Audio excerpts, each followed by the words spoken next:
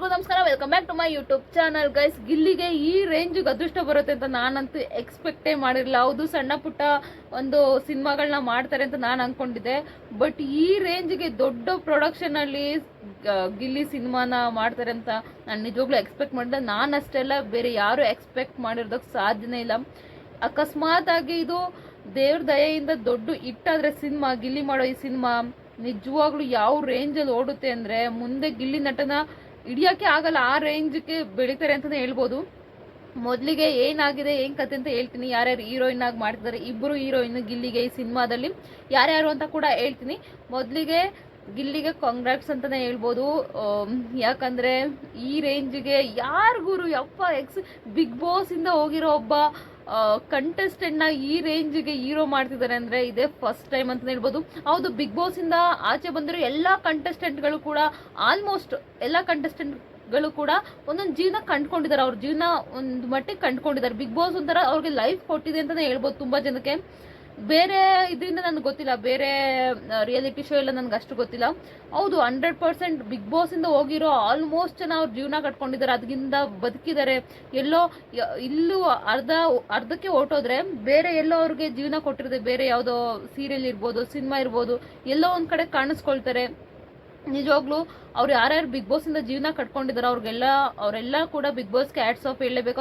ಅವರೆಲ್ಲರೂ ಕೂಡ ಬಿಗ್ ಬಾಸ್ಗೆ ಒಂದು ರೀತಿ ಕೃತಜ್ಞತೆ ಸಲ್ಲಿಸಲೇಬೇಕು. ಅದರಲ್ಲೂ ಈಗ ಗಿಲ್ಲಿ ಬರೀ ಜಿ ಕನ್ನಡದಲ್ಲೇ ಸಣ್ಣ ಪುಟ್ಟ ಶೋ ಮಾಡ್ಕೊಂಡಿದ್ರೆ 100% ಈ ರೇಂಜಿಗೆಲ್ಲ ಹೀರೋ ಆಗ್ತಾನೆ ಇರಲಿಲ್ಲ. ಎಲ್ಲೋ ಒಂದು ಕಡೆ ಅವ್ರನ್ನ ಕಾಮಿಡಿ ಪೀಸ್ ಆಗಿನೇ ಎಲ್ಲೋ ಒಂದು ಕಡೆ ಮೂಲೆಯಲ್ಲೇ ಇಟ್ಬಿಟ್ರು ಅಂತ ನನ್ನ ಅನಿಸಿಕೆ. 100% ಗಿಲ್ಲಿ ಬಂದಿದ್ದು ಬಿಗ್ ಬಾಸ್ಗೆ ಒಂಥರ ಪ್ಲಸ್ ಪಾಯಿಂಟ್ ಅಂತಲೇ ಹೇಳ್ಬೋದು. ಕಲರ್ಸ್ ಕನ್ನಡದವ್ರಿಗೆ ಎಷ್ಟೇ ಥ್ಯಾಂಕ್ಸ್ ಹೇಳಿದ್ರು ಕೂಡ ಗಿಲ್ಲಿ ಕಡಿಮೆನೆ ಈ ವಿಷಯದಲ್ಲಿ ಹೇಳ್ಬೇಕಂದ್ರೆ. ಈಗ ಮೇನ್ ವಿಷಯಕ್ಕೆ ಬರೋಣ. KVN ಪ್ರೊಡಕ್ಷನ್ ಸಿನಿಮಾಗೆ ಗಿಲ್ಲಿ ನಟ ಆಗಿದ್ದಾರೆ ಗುರು. ನಿಜವಾಗ್ಲೂ ಎಕ್ಸ್ಪೆಕ್ಟ್ ಮಾಡ್ತಿದ್ರೆ ನೀವು ಯಾರು ಎಕ್ಸ್ಪೆಕ್ಟ್ ಮಾಡೇ ಇರೋದಿಲ್ಲ 100%. ಈಗ ಗಿಲ್ಲಿ ಸಿನಿಮಾ ಯಾವಾಗ ಗಿಲ್ಲಿನ ನಟನಾಗಿ ಲಾಂಚ್ ಮಾಡ್ತಿದ್ದಾರೆ ಅಂದರೆ ಗಿಲ್ಲಿ ಬರ್ತ್ಡೇ ದಿವಸನೇ, ಅಂದರೆ ಸಿನಿಮಾ ಹೆಸರಿರ್ಬೋದು ಅಥವಾ ಗಿಲ್ಲಿನ ನಟನಾಗಿ ಅಂದರೆ ಹೀರೋ ಆಗಿ ಲಾಂಚ್ ಮಾಡೋದಿರ್ಬೋದು, ಗಿಲ್ಲಿ ಬರ್ತ್ಡೇ ದಿವಸನೇ ನಡೀತಿದೆ. ಜೂನ್ ಅಂದರೆ ಈ ತಿಂಗಳು 21ನೇ ತಾರೀಕು. ಅದೇ ರೀತಿ ಯಾರು ಹೀರೋಯಿನ್ ಅಂದರೆ ಶ್ರೀಲೀಲಾ. ಶ್ರೀಲೀಲಾ ಅಷ್ಟು ದೊಡ್ಡ ಹೀರೋಯಿನ್ ಹಾಕೊಂಡು ಮಾಡ್ತಿದ್ದಾರೆ ಅಂದರೆ 100% ಫಿಲ್ಮ್ ಚೆನ್ನಾಗೇ ಇರುತ್ತೆ.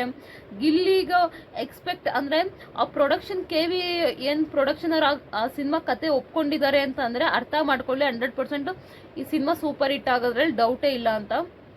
ನನ್ನ ಪ್ರಕಾರ ಸೂಪರ್ ಹಿಟ್ ಆಗೇ ಆಗುತ್ತೆ. ಗಿಲ್ಲಿ ಇನ್ನು ಮುಂದೆ ಒಳ್ಳೆ ನಟನಾಗಿ ಬೆಳೀತಾ ಹೋಗ್ತಾರೆ. ನಿಮ್ಮ ಆಶೀರ್ವಾದ ಬೇಕಷ್ಟೇ. ನೋಡಿ, ಚೆನ್ನಾಗಿದ್ರೆ ಆರೈಸಿ, ಚೆನ್ನಾಗಿಲ್ಲ ಅಂದರೂ ನಮ್ಮ ಕನ್ನಡದವರು ಅದಕ್ಕೂ ಆರೈಸಿ, ಒಳ್ಳೇದಾಗಲಿ. ಅದೇ ರೀತಿ ಇನ್ನೊಬ್ರು ಹೀರೋಯಿನ್ ಅಂತ ಹೇಳೋದಾಗ್ತಿದೆ. ಶ್ರೀಲೀಲಾ ಒಬ್ರು, ಇನ್ನೊಂದು ಇನ್ನೊಂದು ಹೀರೋಯಿನ್ ಥರ ಕಾವ್ಯ ಕೂಡ ಮಾಡಲಿದ್ದಾರೆ ಅಂತ ಕೇಳಿ ಬರ್ತಿದೆ. ಇಬ್ರು ಇದ್ರೆ 100% ನಮಗೂ ಖುಷಿನೇ. ಒಟ್ನಲ್ಲಿ ಕಾವ್ಯಂದು ಪಾತ್ರ ಇದೆ ಅಂತ ಹೇಳ್ತಿದ್ದಾರೆ. ನೋಡುವ. 100% ಏನು ಗೊತ್ತಾ, ನಮ್ಮ ಜನಗಳಿಗೂ ಗೊತ್ತು, ಅಂದರೆ ಅವ್ರಿಗೂ ಗೊತ್ತು, ಪ್ರೊಡಕ್ಷನ್ ಯಾರು ಡೈರೆಕ್ಟರ್ ಎಲ್ಲ ಮಾಡ್ತಾರಲ್ಲ ಅವ್ರಿಗೂ ಗೊತ್ತು. ಏನಂದರೆ ಕಾವ್ಯ ಇದ್ದರೆ, ಗಿಲ್ಲಿ ಇದ್ದರೆ ಜನಗಳು ಇನ್ನೊಂಚೂರು ಸಿನಿಮಾಗೆ ಅಟ್ರಾಕ್ಟ್ ಆಗ್ತಾರೆ ಅಂತ ಗೊತ್ತು. ಸೊ ಹಾಗಾಗಿ ಕಾವ್ಯ ಕೂಡ 100% ಪಾತ್ರದಲ್ಲಿ ತಗೊಳ್ತಾರೆ, ಒಂದು ಸ್ಮಾಲ್ ಹೀರೋಯಿನ್ ಆಗಿ. ಅದರಲ್ಲೂ ಕೂಡ ನಿಮ್ಗೆ ಏನನ್ಸುತ್ತೆ ಗೈಸ್ ಗಿಲ್ಲಿಯ ಈ ದೊಡ್ಡ ಬೆಳವಣಿಗೆ ಬಗ್ಗೆ? ನನಗಂತೂ ಖುಷಿ ಇದೆ. ನಿಮ್ಗೆ ಹೇಗೆ ಅನ್ನಿಸ್ತಿದೆ ಅಂತ ದಯವಿಟ್ಟು ಕಮೆಂಟ್ ಬಾಕ್ಸಲ್ಲಿ ಕಮೆಂಟ್ ಮಾಡಿ.